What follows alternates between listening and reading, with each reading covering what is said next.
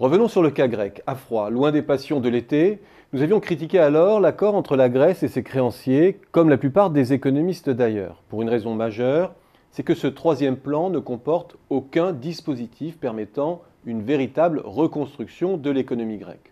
C'est au fond un plan de liquidation judiciaire ordonnée qui repose sur 4 piliers. Une taxation lourde de la consommation, touchant toute la population alors que cette dernière est déjà très largement insolvable. Un durcissement judiciaire accélérant les saisies immobilières. Une privatisation des biens publics ou des entreprises stratégiques comme collatéraux de la dette grecque. Et enfin, une déréglementation brutale du marché du travail qui, dans le contexte grec, se soldera par toujours plus de déflation salariale. Mais abandonnons un instant ce point de vue selon lequel servir l'intérêt à long terme de la Grèce serait la posture la plus conforme à l'intérêt général de l'Europe dans son ensemble. Et observons un instant comment les égoïsmes nationaux jouent maintenant la partie. Que voyons-nous? D'abord les Chinois, qui ont saisi l'opportunité d'avoir un accès privilégié vers l'Europe centrale et orientale, en étendant leur emprise sur le port du Pirée depuis 2008.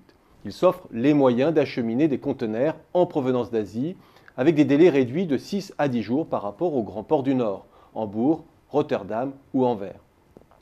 Ils convoitent maintenant des bases logistiques.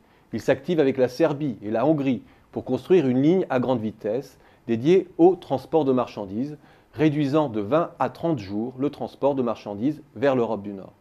Sans compter toutes les opportunités que va créer l'extension du canal de Suez, qui double ses capacités.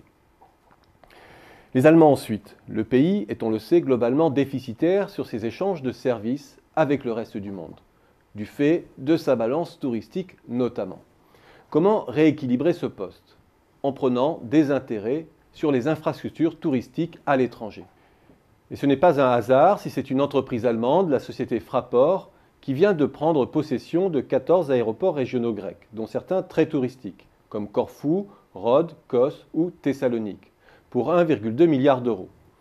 Une autre société allemande possède également 40% du capital de l'aéroport d'Athènes.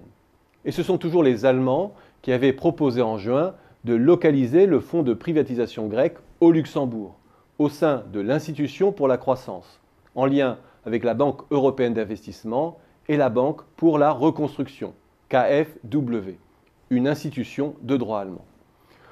On pourrait évoquer également les projets russes de gazoducs transitant par la Grèce et toutes les convoitises que suscite le sous-sol minier grec, les mines d'or notamment. Ce bref aperçu montre deux choses.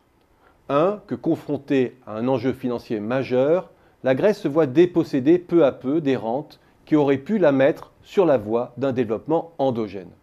Et deux, que la France, n'ayant pas choisi son camp, se retrouve perdante sur tous les tableaux.